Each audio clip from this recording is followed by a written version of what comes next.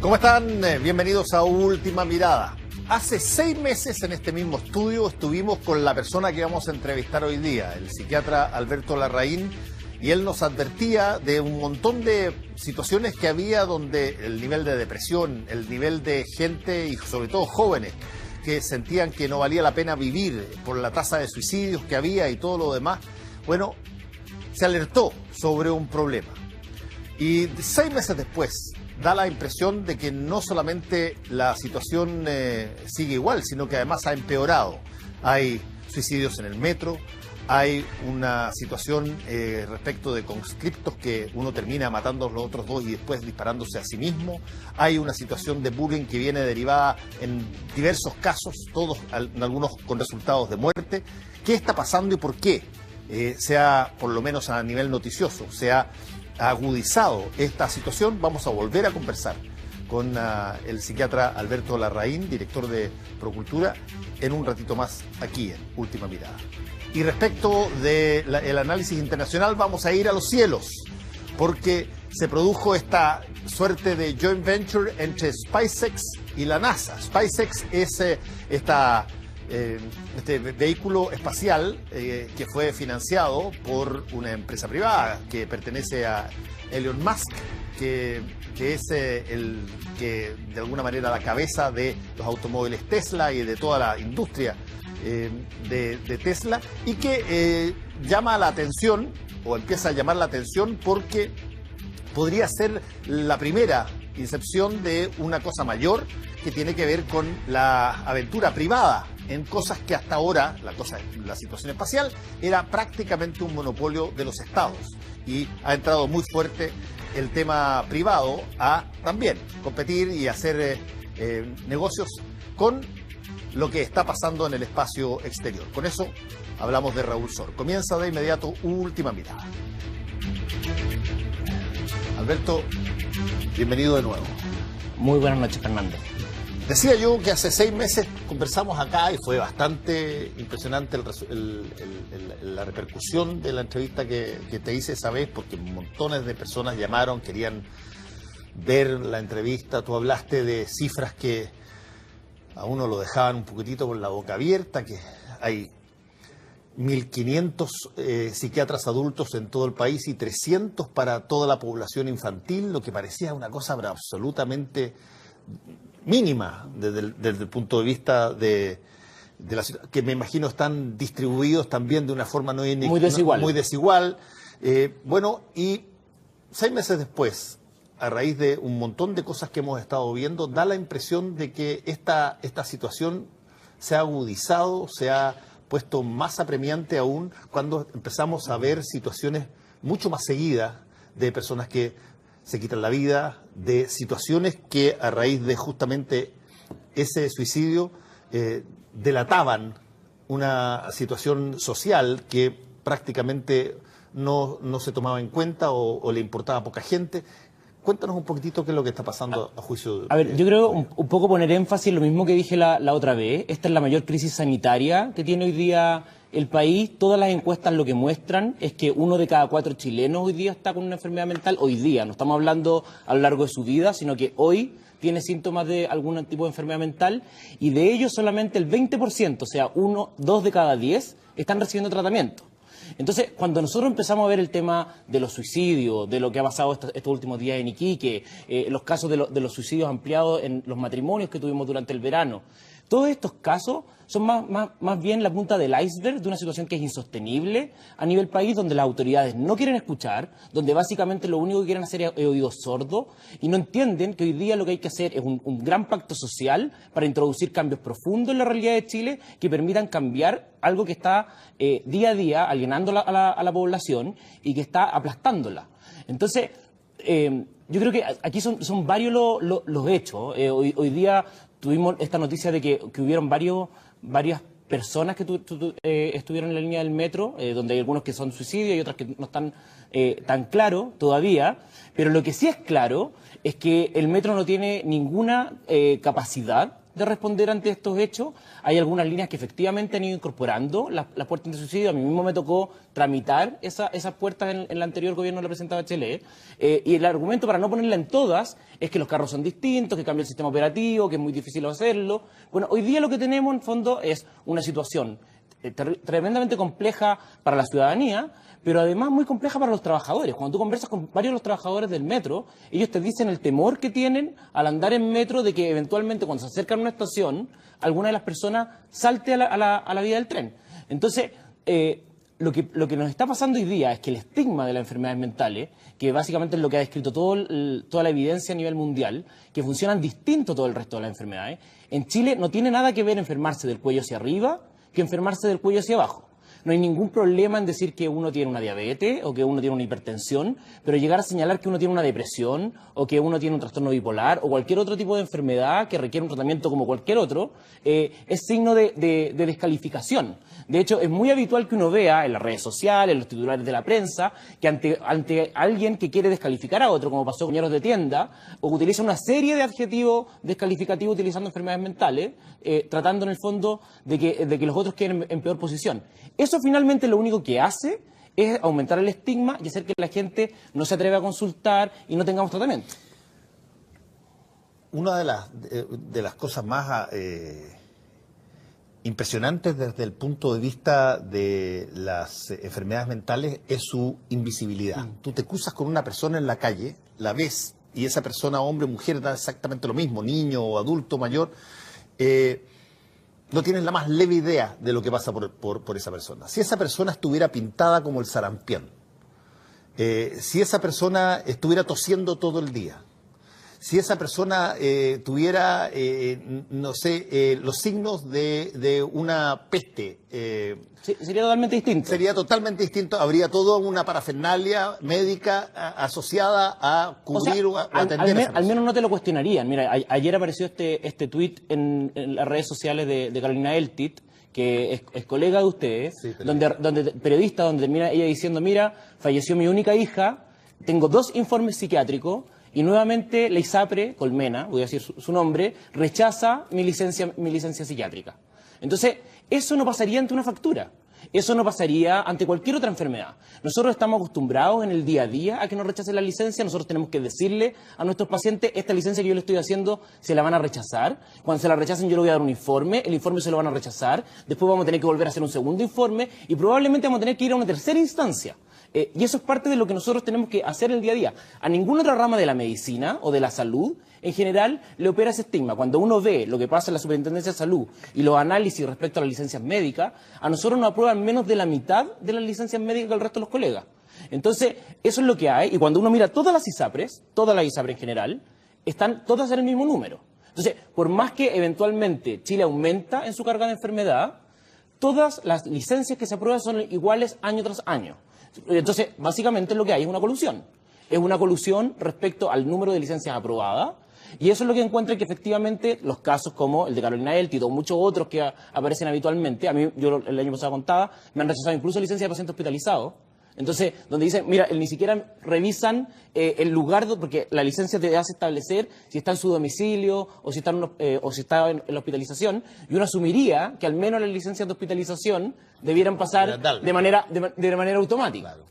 Pero eso no es así, y eso no es así tampoco en el sistema público, donde tenemos hospitales de la red pública de salud que se niegan a tener psiquiatría, hospitales como el San José, hospital como el San Juan de Dios, que básicamente dicen que tener psiquiatría es muy complicado, tener cama. Las clínicas de este país, la clínica alemana, la clínica Las Condes, la clínica Santa María, la clínica Indisa, ninguna de las clínicas de Santiago hoy día tienen camas de psiquiatría porque consideran que es mucho el costo. Entonces, hoy día lo que tenemos es un sistema que invisibiliza y que estigmatiza a los pacientes. Déjame hacerte una pregunta. ¿Por qué sería más costosa la cama de psiquiatría en una clínica que una cama para alguien que llega por, qué sé yo, una peritonitis? Pongámoslo simple. Por ejemplo, una vesícula, un cálculo de vesícula. La gente ingresa, se opera y en un par de días tú tienes una prestación de un alto valor que está y una cama disponible. Yeah. En cambio, en salud mental los procesos son bastante lentos. Cada persona tiene que hacer un tratamiento distinto dependiendo de lo que ellas necesitan. Entonces, en general, lo que está demostrado es que las hospitalizaciones duran entre 2 y 3 semanas Hay hoy día un sistema que ha implementado el Ministerio de Salud que yo creo que es bastante adecuado, que creó el concepto de UCI psiquiátrica, donde la gente pasa a estar en un sistema internado por periodos más cortos y después hay otros dispositivos que los pueden ir acompañando. Pero hoy día lo que tenemos es un déficit absoluto de la red. Entonces nos encontramos con que hace pocos días la Subsecretaría de Salud Pública anuncia con bombo y platillo su nueva guía de prevención de suicidio, pero esta guía de prevención de suicidio va con 0 pesos, ningún recurso. Los mismos 3 cargos que tenemos para prevención de suicidio desde el año 2016 en el país, son los mismos 3 cargos que tenemos. O sea, tenemos para todos los chilenos 3 personas trabajando en la prevención del suicidio, que están en la región de Coquimbo, de O'Higgins y de Aysén. ¿Y por qué en esas regiones? Pero esas regiones porque básicamente tenían desde antes un pilotaje en el suicidio. Entonces se consideró en ese momento que esas eran las regiones que podían partir. Pero nos quedamos estancados ahí. En ninguna otra región tenemos los pilotajes. Y cuando uno ve el plan de suicidio, que tiene 9 distintos componentes, desde que los colegios establezcan planes de qué hacer ante un suicidio dentro de su colegio, ¿quién activa eso? ¿Quién capacita a los profesores? ¿Quién da las charlas con los apoderados? ¿Quién dice qué hacer cuando tiene un alumno dentro con un intento de suicidio? Hoy día tú mismo entrevistabas en la radio a los papás de la Gadi Winter, que armaron esta fundación. Entonces hoy día lo que tenemos es que los que están haciendo la pega en relación a la salud mental, mayoritariamente son ONG. Son las fundaciones de Gadi Winter, Todo Mejora, y un montón de instituciones que están haciendo las vocerías, que están tratando de conseguir recursos, pero no logra resolver un tema estructural. Y el tema estructural que tenemos que respondernos los chilenos es por qué nos estamos enfermando. Porque ese tema no se va a resolver desde la salud. El tema de por qué la salud mental en Chile está empeorando es un tema estructural que tiene que ver con el tipo de sociedad que hemos construido. Si nosotros no logramos ver que la sociedad que estamos construyendo claramente está enfocada en el éxito, donde no hay espacio a la diferencia, donde los viejos que se nos enferman y son hoy día la población que más se nos mata, tiene que ver con que están solos, donde ellos mismos dicen que no están preparados para la vejez, donde ellos mismos dicen más de la mitad que se sienten inútiles. Si no podemos hacer esos cambios, la gente va a seguir en el fondo matándose o viendo distintas soluciones. El caso de Iquique que tuvimos estos días es absolutamente dramático. Estoy hablando de los conscriptos. Estoy hablando de los conscriptos, donde la familia sale diciendo que Marco, que es la persona que se suicidó, había hecho un intento de suicidio previo, que este intento de suicidio previo no había sido bien tratado, donde además se le pasa un arma. O sea, sigue en una condición de absoluta desventaja, donde además refieren que recibía maltratos al interior de la institución y se le pone en un punto de vigía con un castigo. Entonces, hoy día tenemos a él suicidado y dos personas más del ejército muertas. Entonces, lo que hay que tratar de entender es que los problemas de salud mental no me afectan solo a mí, nos afectan a nosotros globalmente. Es nuestra comunidad la que está enferma. ¿Qué tanto? Mira, hemos recibido una serie de noticias en los últimos días respecto de matanzas, estas típicas matanzas que son muy anglosajonas, digamos, porque se dan con particularidad en el mundo anglosajón y particularmente en Estados Unidos más que en Inglaterra, que son 2 tipos de fenómenos que son muy propios de ese tipo de cultura. El muchacho que entra al colegio, como pasó, y Columbine, qué sé yo, y mata a un montón de gente, o dispara desde la torre de una universidad, o dispara desde un edificio en Las Vegas. Y la segunda es el asesino en serie, que es otra patología, si tú quieres, totalmente, o sea, mucho ahí.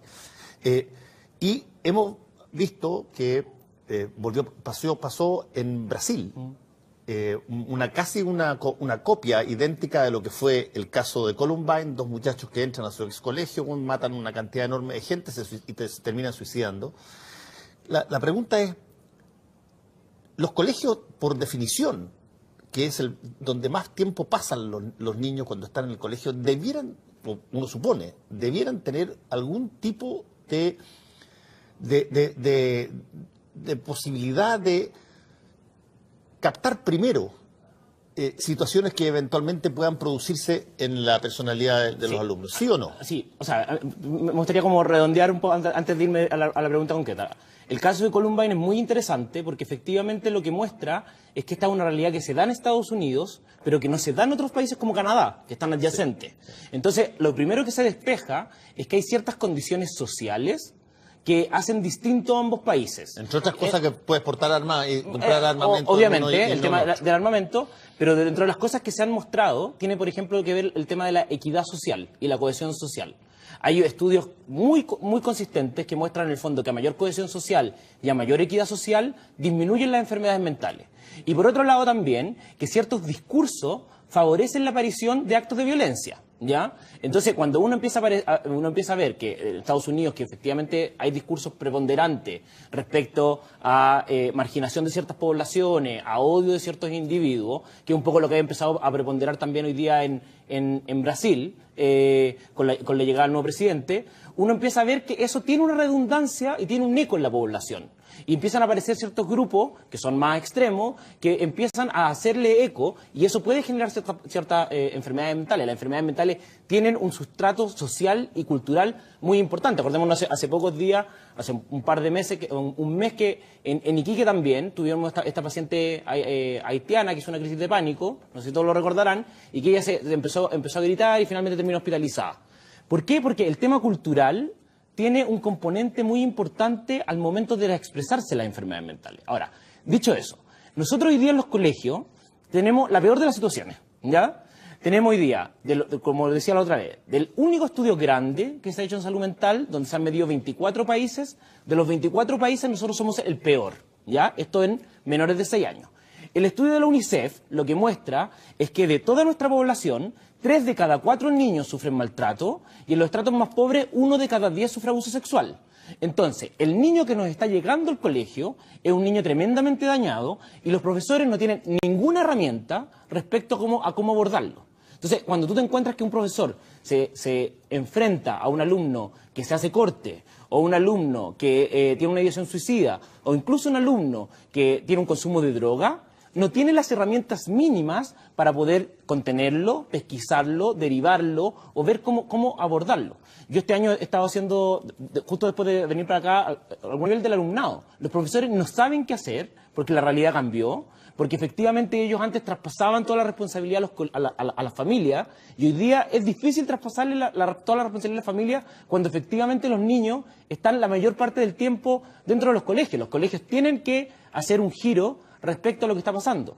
Pero también es muy complejo, desde el mismo punto de vista, que el discurso que se instaura en Chile tenga que ver principalmente con el éxito y con la forma de rendir ciertas pruebas, ciertos parámetros. Entonces nosotros nos hemos encontrado todo desde el año pasado con una campaña comunicacional del Ministerio de Educación, con giras por todo el país, donde el foco ha sido principalmente la admisión justa, poniendo el énfasis en que los alumnos tienen que poder ser segregados, que los alumnos tienen que poder ser elegidos, que el colegio tiene el derecho a elegir qué apoderado o no entra, cuando toda la evidencia dice que los niños que tienen mal rendimiento es porque tienen problemas familiares.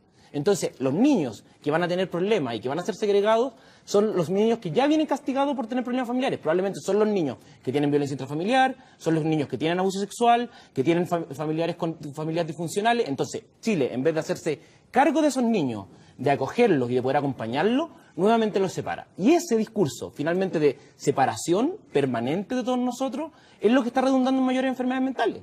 O sea, el país hoy día está reventado y eso hay que darse cuenta. Tú lo mencionaste al principio y lo dijiste también hace 6 meses, pero hoy día aparece más agudo todavía, el hecho de que esta es una situación que es probablemente la situación epidémica, lo has dicho así, más potente que tiene Chile. Por lejos. O sea, mira, nosotros tenemos entre 5 y 6 suicidios diarios. Hay que esperar las cifras. Nosotros nos demoramos 2 años además en saber cómo se está reportando por el flujo que va entre el Ministerio de Justicia, el Servicio Médico Legal y el Ministerio de Salud. Entonces tenemos siempre un gap de información. Pero si nosotros tuviéramos 5 o 6 personas con sarampión al día, te aseguro que habría una campaña comunicacional donde aparecería el ministro hablando en primera persona, mostrando lo que hay que hacer, visitando los centros. Nosotros no tenemos eso hoy día. La situación en el Sename es crítica, absolutamente crítica. El 80% de los niños que están en los recintos de justicia juvenil tienen enfermedades mentales severas. El 45% tiene ideación suicida, 1 de cada 2. El año pasado tuvimos 4 niños de Coronel que comieron vidrio molido. Vidrio molido, no estamos hablando de un intento suicida menor. ¿Y qué pasa con los cabros? Nada, siguen sin atención. Esa es la realidad. La realidad es que a nadie le importa. Entonces, o nos seguimos siendo los giles, o de verdad nos vamos dando cuenta como el país jamás va a llegar al desarrollo. Así que no nos mintamos. Además que hay una cosa que es bien importante, porque uno podría decir, mira, si este fuera un fenómeno que le pasara solamente a las clases sociales más vulnerables y que fuera solamente una materia que por último lo podríamos decir de pobre, bueno, entraría dentro del factor de desigualdad donde como a las personas que tienen más sustento económico no les un montón de otras materias que se postergan por eso mismo. Pero el problema es que esto está presente en todos los estratos sociales. O sea, hoy día todas las personas en Chile están en vulnerabilidad en temas de salud mental. Sin duda es mayor en los estratos socioeconómicos más bajos. O sea, nosotros tenemos en el sector público 5 psiquiatras cada 100.000 versus en el sector privado que tenemos 10 más. Si tú tienes un hijo hoy día que tiene un autismo, lo que muestran todas las estadísticas del país es que te va a demorar 3 años en hacer el diagnóstico. 3 años, y todos sabemos que los 2 primeros años son los más cruciales para poder hacerle la estimulación. En el mejor de los casos, tú vas a lograr contratar personas y entonces todavía no se implementa en ninguna parte del país. Entonces, nosotros somos los reyes para sacar grandes papeles que concentran toda la información, que está muy bien desarrollado, pero no se implementan en ninguna parte de Chile. ¿Y no se implementan por qué? Porque falta plata para... No se implementan porque básicamente la salud mental no es prioritaria. O sea, cuando uno tiene que tomar una decisión y un tomador de decisión tiene que optar por algo, la salud mental es algo invisible. Entonces, porque además es lento, es costoso, tiene estigma. Es como las intenciones de rehabilitar. Claro, o sea, mira, yo hoy día en la mañana tenía una discusión por redes sociales con alguna gente y yo le decía, mira, yo lo que te puedo contar es mi experiencia con el tema de demencia, de Alzheimer. No hubo ninguna discusión de presupuesto donde algún economista no me preguntara por qué le queríamos dar tratamiento a las personas con demencia si no le íbamos a mejorar. La demencia no tiene tratamiento, no tiene cura, pero sí hay un tema de cuidado, de acompañamiento, de proteger a la mujer que es la que cuida, porque todas las que cuidan a los enfermos con demencia son mujeres, que hay que proveer como sociedad, porque tiene que ver con características que nos dan humanidad. Entonces, hoy día, el país lo que tiene es un modelo netamente economicista, donde lo único que importa es la eficacia, la eficiencia, pero los temas más humanos, de ver la diferencia, de poder comportarnos de manera más adecuada, están absolutamente relegados. Toda la evidencia dice, por ejemplo, que menos de 3 semanas de vacaciones no sirve. Los chilenos digan cuántos toman 3 semanas de vacaciones. La mayoría de los chilenos toman 2 semanas y dejan una para el invierno. Eso no sirve de nada. Incluso salió un informe del Foro Económico Mundial, este verano, que muestra que aumenta la mortalidad. O sea, ni siquiera te estoy hablando de indicadores blandos. Está diciendo, una persona que toma menos, ellos lo hicieron 4 semanas, que toma menos de 4 semanas, tiene más mortalidad que la que toma 4. Entonces, ese es el problema que tenemos. Nosotros en Chile tenemos que hacer cambios estructurales básicos. 1, aumentar las semanas de vacaciones. 2, disminuir la jornada laboral. 3, disminuir las tareas escolares. Esas son cosas esenciales. El problema de la salud mental no se va a mejorar si es que no cambiamos las reglas del juego. A ver, eso supondría, para seguirte el hilo, eso supondría de que tú le asignas a la forma en que nosotros nos relacionamos, la sociedad, la convivencia que hemos creado, un nivel de carga, de estrés brutal que, bueno, las personas lo asumen diferentemente de acuerdo a cuál es su posibilidad de poder enfrentar o no enfrentar aquello. Y por lo tanto tú tienes... Ahora, la pregunta mía que sale ahí es, si es que hubiese intención seria de enfrentar el problema, y entendiendo que el país no tiene los recursos para hacer todo lo que quisiera en términos ideales, ¿dónde se empezaría a trabajar, en serio? A ver, yo creo que hay 2 cosas, por eso te digo, una es el incendio que tenemos que abordar. O sea, no puede ser que tengamos recintos asistenciales, me estoy refiriendo a hospitales o clínicas, que no tengan psiquiatría. O sea, no hay ningún hospital ni ninguna clínica en este país que no tenga cardiología.